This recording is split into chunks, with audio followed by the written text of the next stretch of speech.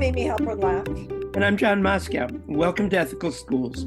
Our guest today is Anna Steed, speech and debate coach at Rocky Mountain Prep Rise, a public charter school in Denver, Colorado.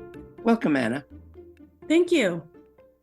We often think of debate in connection with elite private schools, but according to U.S. News and World Report, at Rocky Mountain Prep Rise, minority enrollment is 95%, and 67% of students are economically disadvantaged. Why did you decide to start the speech and debate program?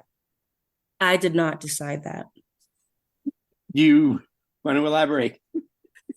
It was the decision of the founding principal of what was formerly known as Strive Prep Rise, public charter high school in the far northeast of Denver, serving majority Black and Brown students in a pretty much kind of forgotten part of the city. And it was the founding principal who said our first elective will be speech and debate. Out of everything else that she could have chosen, it was speech and debate, and then a combination of an outdoor educational program was the only other kind of like split choice for the year. And how did you become involved in it? I was asked to advise how the program might work. And in thinking about it, I became a little bit of a, well, I just have to do it type of control freak, if you will. And I said, okay, fine, I will, if you need me to, because the original offer was to teach at the high school, and I had always been a college instructor. And so I said, oh, I can help kind of give you some ideas on how I think a high school speech and debate class should go. I did high school speech and debate at my public school in Denver, Colorado, but a bit more well-known. I think it was like 2,000 was the size of the school when I was there at East High School. And we had a great big program, and it was super fun. And I love speech and debate. And then all those years later, thinking about running a program, I just said, well, fine, I'll do it. How can I teach at the high school? And I started working there part-time, teaching a section of speech and debate and a section of English, ninth grade English. Out of all things, I didn't think I'd be doing that, but to make the position work, that is what I had to teach, and that's how I got involved.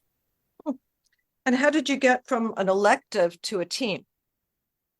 I just felt that I wanted to offer that opportunity in the class, right? To take what we were learning in the class outside and see how they could stand up to other teams and schools in Colorado. And students were eager. Some students said, absolutely not, never, thank you so much, I appreciate it, no way.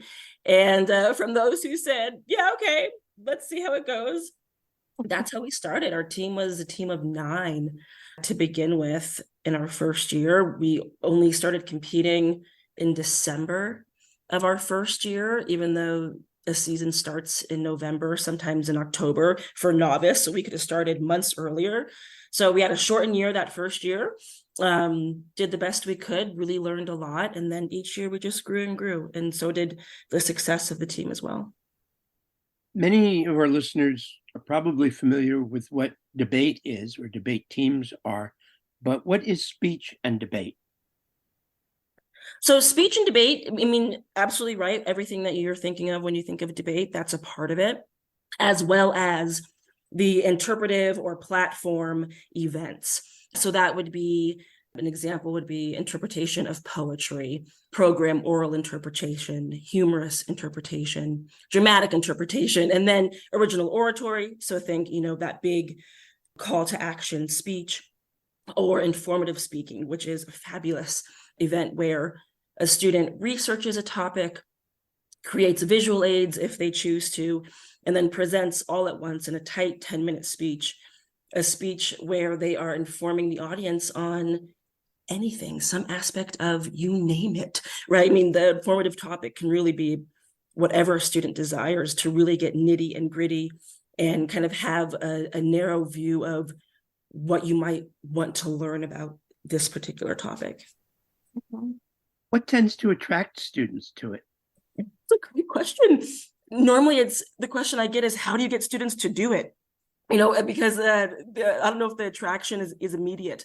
Thinking of, oh, I need to compete and create something myself and memorize a 10-minute speech that I also am revising a ton and blocking and rehearsing with a million people and getting a lot of feedback and being critiqued almost constantly with it.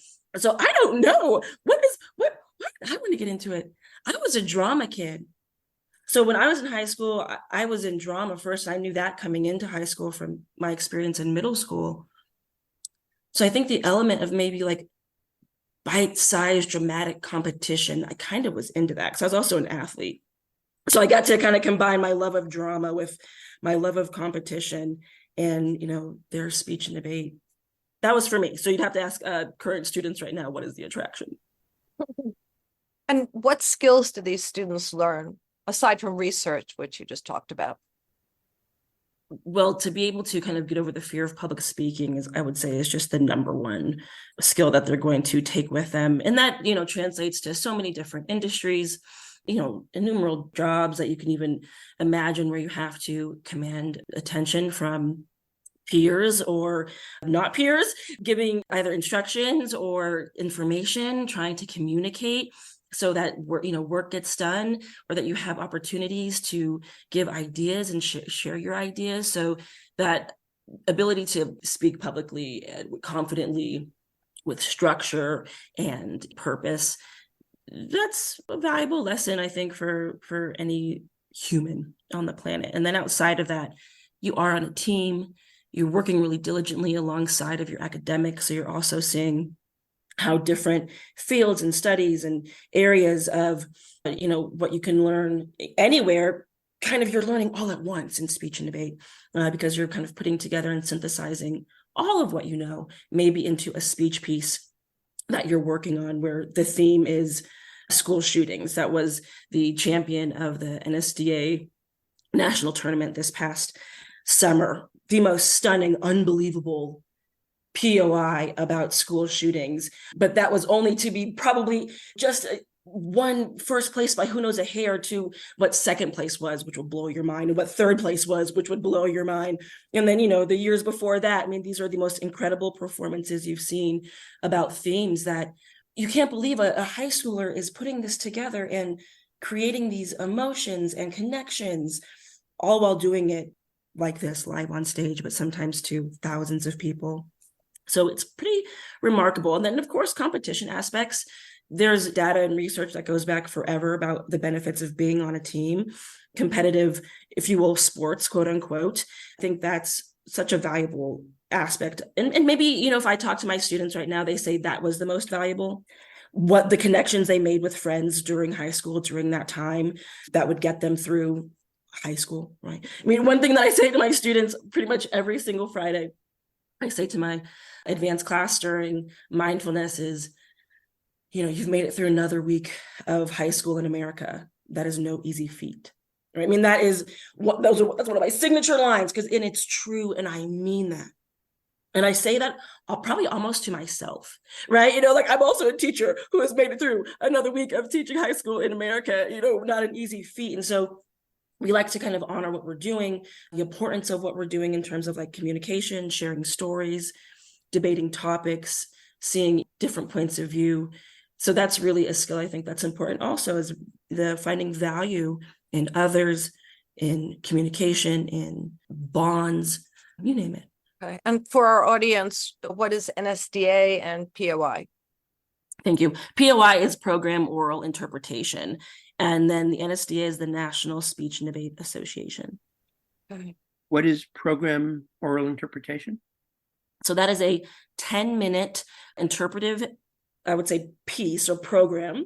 And in this case, for your audience, it's probably like a presentation. So a student is going to stand up in front of, on a typical competition, a typical Saturday in pretty much any state in America.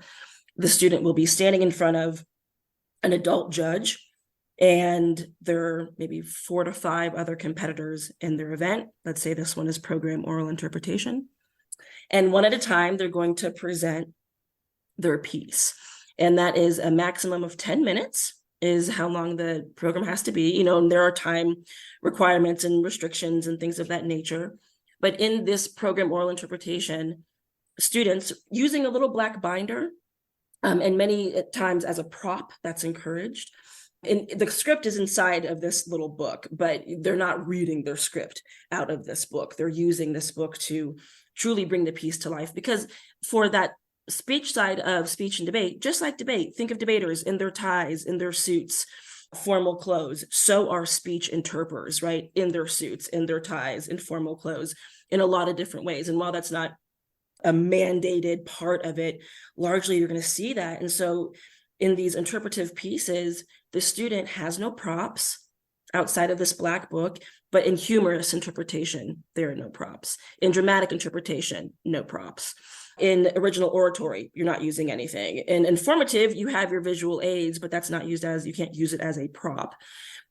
And so what you're seeing in program oral interpretation is a student very formally, but creating with just the use of a Black book, an entire world, many worlds, different worlds, all at once through character changes. And so in program oral interpretation, one of the requirements is that it's multi-genre interpretive piece. So students are collecting around a single theme, let's say school shootings, or what it's like to be a Black woman in America, a Black girl in America. That can be a theme, right? And so they're taking a theme, and then they're finding different pieces of literature and cutting that literature. When I say cutting, I'm saying, let's say it's a novel. You can't present a novel in 10 minutes. So maybe you're taking a small paragraph from it. Maybe you're taking a whole chapter from it. It doesn't matter how much or how little you take from one of your sources, but it does have to be a multi-genre piece. So maybe it's a piece of a short story, a piece from a play, and an article or an essay. And they're weaving these excerpts together, perhaps, dialogue, perhaps narrative, and they're creating everything. So they're creating the characters, the places, the locations, the different times, the eras, and making basically an argument in their introduction. That is the part that a speech, we always call them speech kids, that is the part that a speech competitor would be writing. And their interpretive event is an introduction that explains what is perhaps their connection to this piece.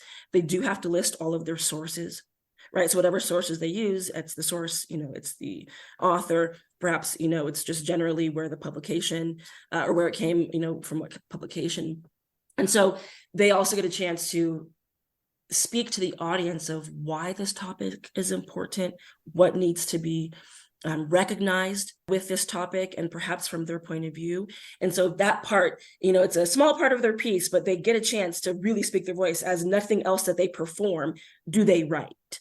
There are different supplemental events at the national tournament where you can present your own writing in poetic form. That's original spoken word. It was a brand new event. I think it's just maybe 3 years old. So that's a brand new event where students actually get to write their own original spoken word poetry. Otherwise, this is the age-old event in the NSDA, it's celebrating its 100th year in 2025 of the national tournament. So poetry is something that's been there for a long time. Program oral interpretation is a little bit newer, but still has been around for quite some time, as well as the other interpretive events. I'm sorry that's such a long explanation of, what is program oral interpretation? I say, well, let me tell you, because really you have to see it. And as soon as you see it, you know it, and you go, oh, well, I'm talking, these are 10-minute pieces. And within 2 minutes, you're like, oh, I totally get what this is. Oh, this is fascinating. Oh, no way. Okay. I've been doing this this is my 8th year teaching. I did it for 3.5 years in high school. And I still will sit in a round at you name it, a random tournament anywhere in this country. And I'll sit there, I'll go, no way. I'll go, wow. And I won't believe how they're doing something. I will have never seen it before. I will have never thought of doing that before. So it's just this wonderful place of also innovation. It's a place of tradition. And we can talk about, there's plenty of ways to talk about the long tradition of the NSDA, how long it's been around. And that's cool. The alumni who are part of the NSDA, it's unbelievable. The list is unbelievable, goes on and on and on. So when you are a part of it, there is just that kind of, this is so exciting, but you do need to see it to truly kind of get, oh, what's happening? Oh, I understand why my students or my kid is gone for 12 hours on a Saturday doing something for school, right? Doing something academic that colleges love, and they come home and they're so amped. They have a brand new set of friends. they can't wait till the next one. Mom, I need a new pair of pants, or mom, I want this, or I have to do a new piece, or I'm totally dropping this piece. I'm never doing it again. All of a sudden you see sometimes a brand new life that a student never thought they could have. It's their whole world now. This sounds totally amazing. How does it get reflected in measured academic performance? There are a number of ways that are quantifiable. You can see that in studies. The National Urban Debate League is doing great work right now with wonderful researchers about what policy debate can do to close the literacy gap for students. And then just at the very personal level, I can see what happens to my students at the academic level every day. It just kind of expands. Everything they're doing in class kind of gets opened up even a bit more, but almost from their own perspective and curiosities. If that makes sense as an answer, right? I mean, as a teacher, to me, that means, a student is going to care more and want to know more. And that kind of increases your academic ability. I don't think it's something that, maybe my academics are so I want to do speech and debate to improve them. That's the reason why I'm doing it, right? Where that's kind of your sole focus. It's more like I had no idea what speech and debate could do for my understanding of what academics can be. That's, I guess, a more accurate answer in terms of just showing students how learning can be so personal and valuable. I think that's it too, right? How their experiences can really be seen as something valuable, intellectual, etc.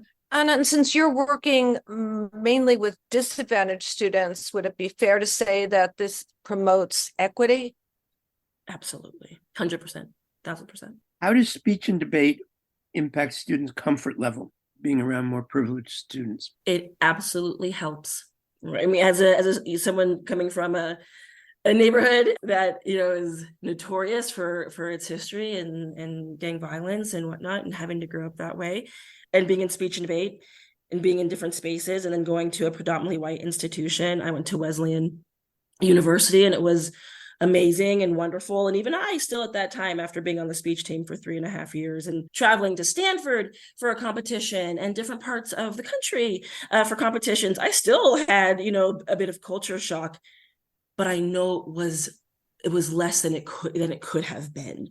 And I know that my students who I send off to college, I know that they're still going to have those moments. And I know that they have the tools and skills, going back to that question of what kind of skills do they have, to work and move through any of those moments where you say, holy, what? That if I'm speaking to any audience member who is Black or brown and went to college and just, thought you were ready to be around, kind of predominantly white spaces, and you maybe went to a high school where, I know these kids. And then you go to college and you have no idea.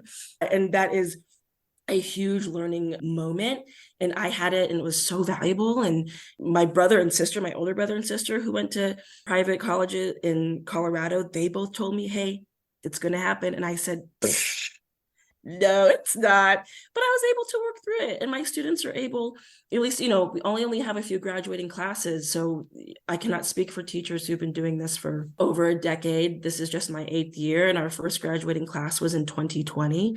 As we built out our school. So they are now seniors in college, and they're just as wonderful as could be. They're all doing just so proud of them. And then the classes behind them, everything that they've had to go through. I mean, after 2020 was the COVID year. So my experience too is also very skewed from maybe what it could have been had we started 4 years prior or whatnot. So, 2020 was, they graduated, they say, in a parking lot. And then we had our next class, and we've had a couple classes since then graduate who went back to school, and it's been wonderful to see where they've gone and how they've taken the experience with them. I was going to ask how you handled this or continued working on speech and debate during COVID. It's absolutely, I would say it's 100% hands down the will of speech and debate coaches across the country who said, we are not going to let this activity die. We're still going to provide a space all day on Saturday. We'll provide it online. I mean, the NSDA, Speechwire, you name it, like the Tab Room, all the organizations from the NSDA to NITALK to the NCFL, the Kentucky TOC, the NFHS. There's so many organizations that value speech and debate knew, the National Urban Debate League, right? Everyone knew we have to keep this going. And we really just made this switch online, and we sat in front of our computers, and students wrestled with ring lights and video cameras and backdrops and noisy households and dogs who would run through the screen during their, very serious presentations. And once we had she actually just graduated as the #1 informative speaker in the country. She's at University of Chicago right now. She's starting her freshman year. In one of her recorded videos for her info, you see sirens and you hear sirens in the background at the very end, and actually it worked. It was a surveillance type piece that she was doing, and at the very end, when she's making her final point, you see, because of her neighborhood, flashing red and white or red and blue lights and hearing a siren. So that was, I think, the year that many speech and debate coaches will forget, right? The year that the activity forgot. We went through it, we did it. Let's not relive it. But we did have some wonderful things that came out of it that also helped equity in terms of access to tournaments, access for schools that may be in locations like more rural locations, districts that don't have robust speech and debate programs, because in every state, every district, speech and debate programs are who knows what, right? I mean, it's going to be dependent on that. So we were able to, with just sheer will, keeping the activity alive those years and leaving that in the past, but taking with us some really great lessons. And now there are even national championships that are held only online, which is really exciting that students can still do. And that even gave them different skills of video positioning and lighting and, sound, and even communicating with your family. Sometimes in speech and debate, that was a lesson that students, or not a skill that they are necessarily getting, when part of the magic of a speech and debate activity is some students really need to get out of their house all day on the weekend, right? That would be really great if I did not have to be in this house, right? For whatever I'm going through, for whatever my parents don't appreciate or believe that I am or who I am, there's this place I can tell them where I'm going, and they can verify that with a coach and a teacher and a school that I am there, and it's academic. So I can be left alone for that many hours. And sometimes I don't know if parents even know what the students are doing, right? They just know that, oh yeah, I drop my kid off here, I pick him up at this time. And that's what's happening. But, during the online year, students had to really communicate with their families, like, hey, I need you guys not to be here, or to try to be quiet. Or even with their little brothers and sisters, they had to make deals like, hey, can you not barge into the room for the next like my national performance, right? So, it's also just where you are, no matter what's happening in the world. If speech and debate is happening, the students who are participating are getting so much out of it if they're just participating. And this doesn't mean if they're amazing and winning every single time. Just this means if they're doing it, just if they know and they can say, oh, I experienced that. And having that story, it's awesome. And then, like I said, look at the alumni list. It's sheer, amazing, unbelievable success of what we have to offer here just in the States. And then there are also international teams that people can be a part of. I just encourage everyone to go take a look at the speech and debate website. It's wonderful. Have you found that participation in the teams has impacted students' ambitions, students' future plans? Have you seen these kinds of changes? Over and over and over and over and over again. Absolutely. So if listeners want to learn more or start their own speech and debate programs, what's the first step they should take? They really can go to any one of the wonderful organizations and their websites that I mentioned, right? Some of the largest speech and debate organizations that are around the country and that are really committed to making sure that this activity is accessible to everyone from every background, every faith, every economic background that you think of, every school district. Because it is, like I said, it can be difficult. So anyone who wants to start it, please don't think it's like starting like a booster club, no knock on booster clubs. I was a part of the booster club, but it's not something where it's, hey, maybe for a short time or for a short season or for a few games. It really is, kind of a commitment if you want it to have the impact. Again, the National Urban Debate League has done some really interesting research on what it takes to kind of get students on the debate side kind of hooked in programs. But, if they don't reach that number of tournaments, of being able to attend that number of tournaments. And that's through issues with transportation. I mean, we are still a country dealing with high school students in America who want to, get into doing really amazing things, that because of whatever's going on with their family, and that's a number of things, right? Families are so different and have different time frames and things that they do in different places, but a student who can't get someplace without transportation can't be a part of it, right? So we're still having those barriers to it. It is kind of it's expensive activity at times and in different ways, especially for schools too. If they want to provide, food for students at the tournaments, right? I mean, those are, full days that they would want to be taking care of students' needs and whatnot. And so it's easier, like I said, if you are wanting to start a speech and debate team, it's easier if you have a lot of resources, right? And that's not a problem. Your way to starting a speech and debate team really is not that difficult for the logistical part of it, but then, for the motivational part of it, for getting students to want to do it, it is selling to students the benefit of it for college, but also to parents, the benefit of it for a number of things, and for friends, for bonds. It's a varsity sport. You can letter in speech and debate. So if you want to start, please know that it can be either difficult or not as difficult depending on your resources. And in that case, you do want to reach out to these organizations. That would be going to the National Speech and Debate Organization, contacting NITALK, that's the National Individual Events Tournament of Champions. That's a wonderful organization. The University of Kentucky Tournament of Champions, the NCFL, that's a National Catholic Forensics League, the NDCA, the NFHS, and like I said, the National Urban Debate League. So those are the places where you can go, and they have wonderful resources, especially the NSDA, to start your own team, to start a club. You can contact myself. I'm happy to do whatever you need to help you get going. I'm committed to increasing speech and debate across the country. So I would love it if I was your first call and I could send you, the exact thing that you needed, because it is truly one of the most magical activities that a student, especially a student today, right now, with everything that's going on. I'm talking from AI to mental health issues that they are dealing with all at once when they're at school, and the special patented brand of American public education that we have going on. It kind of cuts through all of that, and it cuts through some of that artifice where students have to present themselves kind of wholly, and they have to truly, back up what they're saying, right? I mean, I think that's such a great thing that people say, well, how can you back it up, back what you're saying? And you find your evidence, you find your sources that are reliable. You find your argument threads, you find what's important, you find what could be possible, and you get to communicate that. And it's really wonderful and powerful. So please start a speech and debate team wherever you are. Tell them Anna sent you, whoever them is. I say this crazy lady, Anna, who's a speech and debate coach.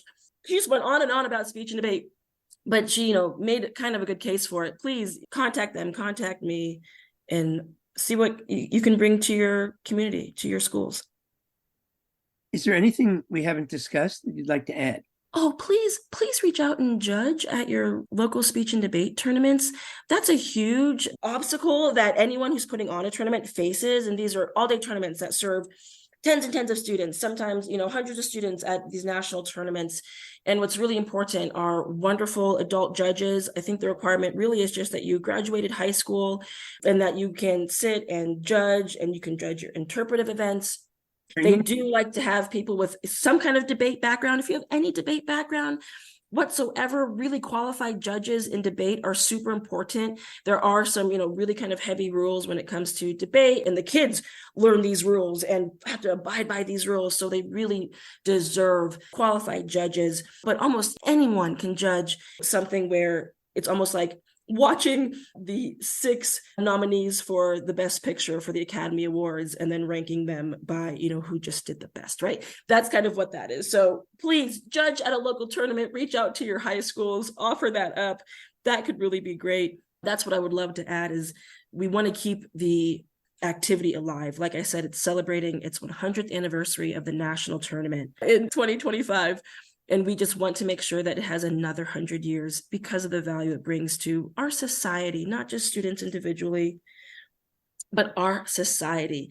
Finally, the last thing that I would want to bring up is in speech and debate, if you're doing the debate side, especially if you're doing the interpretive side or the platform events where you're writing your own speech, researching it, or extemporaneous speaking, where you have 30 minutes to basically respond in a 7-minute speech from the top of your head of a question of a current event, right? Either internationally or nationally. So that's also a wonderful event that I didn't get any love to. I'm sorry, extempers. I'm so sorry, extempers, if you're out there. But extemporaneous speaking is awesome. And students have to really think on their feet and research very quickly and present a cogent argument, an answer, a plan. And so that's a wonderful practice. And so whether you're competing in any event in speech and debate, the fact that it is not considered or not given English credit at the high school level, at the middle school level, really truly is beyond a teacher like myself and pretty much anyone I speak to and talk to or who knows speech and debate. So that's also what I would say is talk to your school districts, talk to your school boards, really asking, hey, why can't we just require speech and debate as an English credit? That might help some of our motivation, maybe some of our attendance, maybe some of our programs, the teacher shortage, where you're really asking for speech and debate coaches, where you have so much more autonomy and ability to react to students one-on-one, right? It's almost like built-in differentiated learning, more so than just a standard ELA class. So I would really push for those 3 things. Please go judge. Please make speech and debate part of requirements to graduate high school or any of that, and to support as much as you can any existing speech and debate students by checking out the organizations and maybe donating your suits, donating your time. We have wonderful folks in Colorado who will donate their old suits they're not wearing, who will donate their money because it's really expensive to feed students who are super hungry on the weekend. So it's really a thing that you can support almost any single way.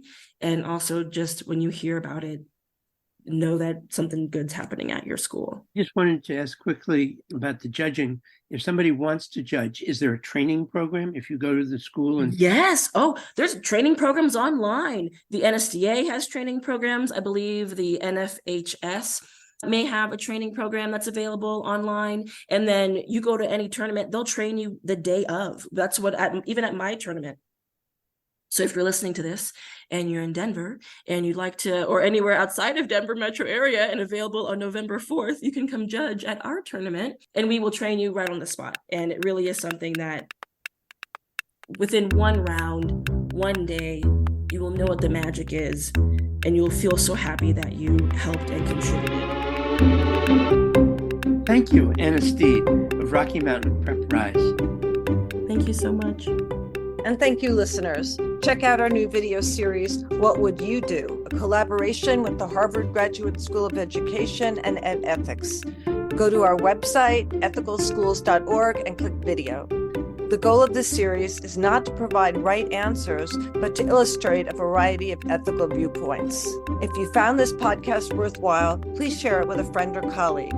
Subscribe wherever you get your podcasts and give us a rating or review. This helps others to find the show. Check out our website for more episodes and articles and to subscribe to our monthly emails. We post annotated transcripts of our interviews to make them easy to use in workshops or classes. Contact us at hosts@ethicalschools.org. We're on Facebook, Instagram, and Twitter @ethicalschools. Our editor and social media manager is Amanda Denchi. Until next week.